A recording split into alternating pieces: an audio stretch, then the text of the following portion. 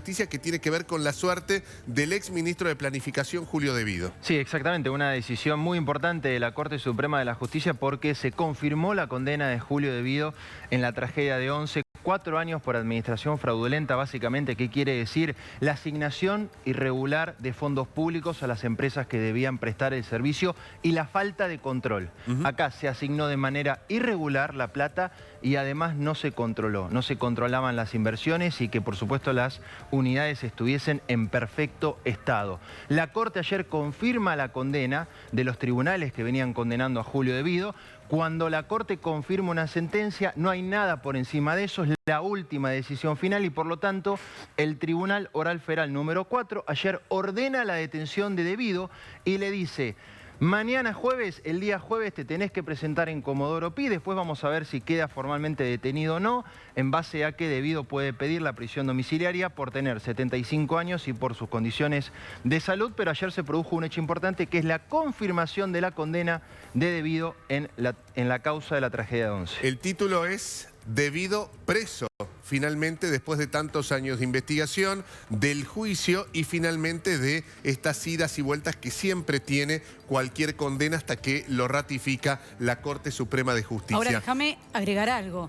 De Vido va a pedir prisión domiciliaria porque tiene 75 años, pero cuando fue juzgado en el 2018, porque la tragedia fue en el 2012, tenía 68 años. Parece que todo se dilata siempre a favor de los culpables. Hoy tiene 75 años. En el 2018, hace 7 años atrás, tenía 68. Lo mismo pasa con Schiavi, Jaime. Fueron juzgados en el 2015. Bueno, no sé exactamente, Bruno, bueno, decímelo vos, pero la condena fue efectiva después. Sí, sí, exactamente. De Vido está en su casa, está en la chacra de Zárate. De hecho, a ver, en el juicio del caso Cuadernos, él está acusado, por supuesto, en el caso Cuadernos, ¿qué imagen vimos? De Vido en el Zoom almorzando. En el medio del juicio, sí. Que fue una imagen que recorrió todo el fin de semana, muy importante. Él estaba en la casa escuchando las acusaciones en su contra mientras comía palta.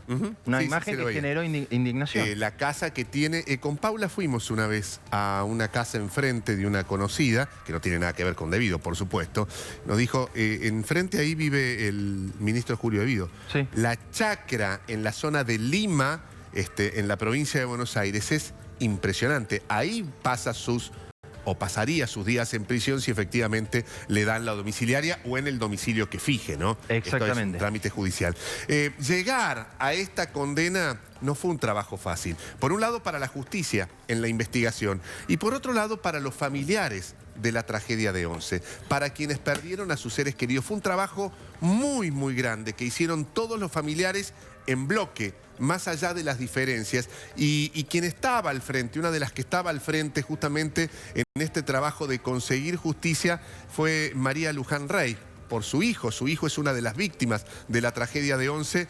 María Luján, buen día, gracias por atendernos. Y tu primera reflexión después de esta ratificación de la condena a Julio De Vido. ¿Cómo estás?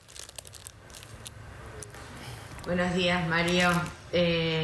Lo primero que siento es un orgullo muy grande de lo que ha conseguido este grupo de familiares, de los resultados de una lucha de pareja desigual, larga, dura, dolorosa, difícil, pero que fue inclaudicable. Ayer finalmente quedó absolutamente demostrado y ya no hay otra instancia que teníamos la razón, que los responsables de la muerte de nuestros seres queridos eran parte de un gobierno nacional, eran los empresarios amigos.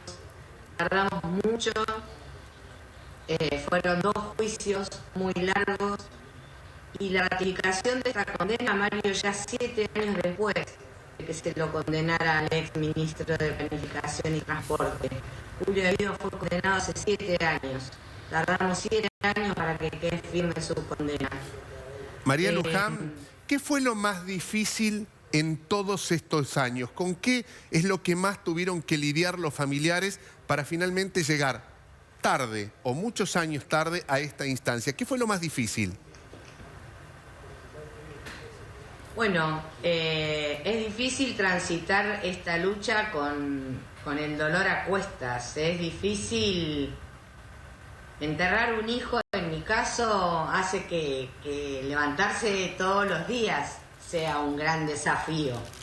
Y si a ese desafío le sumás tener que pelear para que la justicia no se duerma, para que no ocurra como vimos en otras causas, que se dilata y que nos gana la impunidad. Fue difícil no tener miedo, fue difícil soportar que nos pusieran en el lugar de enemigos públicos, que no nos vieran como víctimas, que no nos reconocieran como víctimas. Fue difícil escuchar a Julio de Vido en entrevistas decir que nosotros contábamos los 52 que murieron, pero no todos los que llegaron vivos en el Chapa 16. Que la expresidenta dijera vamos por todo o hiciera chistes arriba de un tren de la misma línea inaugurando la remodelación de una estación.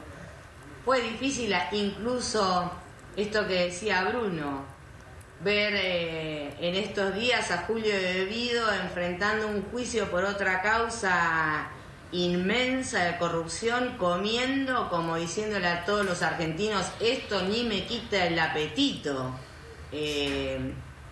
Todo eso es difícil. María Luján, te pregunto, ¿no? Te convertiste un poco en la portavoz de todas aquellas familias que habían estado en la tragedia de Once, no solamente de la familia de los fallecidos, sino en todos los que estuvieron arriba de esa formación. Y supongo que, como decís vos, la lucha fue inclaudicable y fue dura durante todos estos años. ¿Qué te pasa cuando ayer escuchás la noticia de que un tren, de nuevo, ¿sí?, de la línea Sarmiento, descarrila? Mira, primero se me heló la sangre. Compartía con el resto de los familiares, que somos una familia y que tenemos obviamente, como todas familias, nuestro grupo de WhatsApp, esta sensación de incertidumbre en los primeros momentos que inevitablemente nos llevaban a aquella mañana del 22 de febrero de no saber bien qué había sucedido. Yo pensaba, bueno, ese día también empezamos con que no había heridos, después había pocos, no había muertos, después había 2, después había 10, después terminaron siendo 52 y era inevitable ayer cuando veía las imágenes de las ambulancias del SAME y de la formación descarrilada, no volver a ese momento, ¿no? Lo único que me dio la tranquilidad es escuchar después al doctor Crescenti dando un parte oficial, diciendo que había heridos que eran leves, que afortunadamente, y entiendo, muchos de ellos era más una cuestión de nerviosismo y de temor. Hay que pensar que esos pasajeros, muchos seguramente vienen viajando en el Sarmiento desde el 2012 y tienen fresca la memoria de la tragedia. Ahora, María Luján, entonces, para cerrar, ¿qué crees que cambió en estos 13 años? Mira, creo que se han hecho algunos arreglos que también adjudicamos a nuestra lucha, como la compra del material rodante, pero los familiares lo dijimos en cada comunicado, inclusive este último 22 de febrero. El sistema ferroviario no es solamente lo que se ve, no es solamente el material rodante. Para poner en condiciones el sistema ferroviario de nuestro país se necesitan obras que trasciendan los gobiernos, políticas de Estado. El sistema ferroviario son las vías, son el señalamiento, son las estaciones, son los trenes.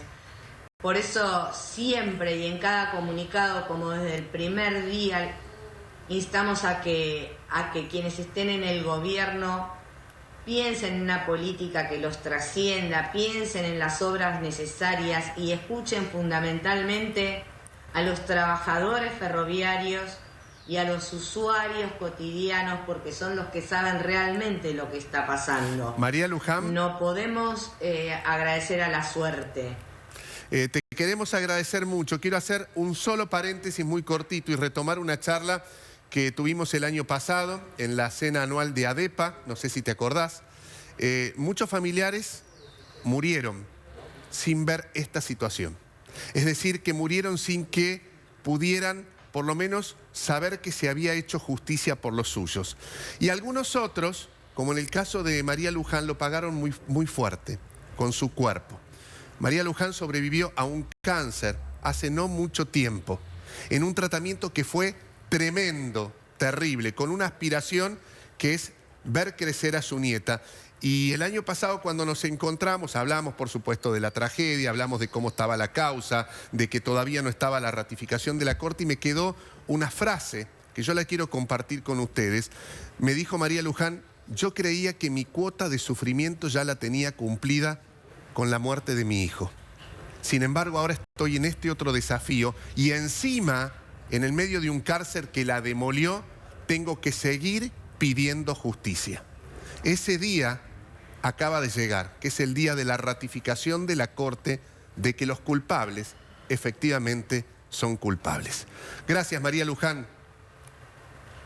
Gracias, te quiero, Mario. Un abrazo muy grande. Volvemos a la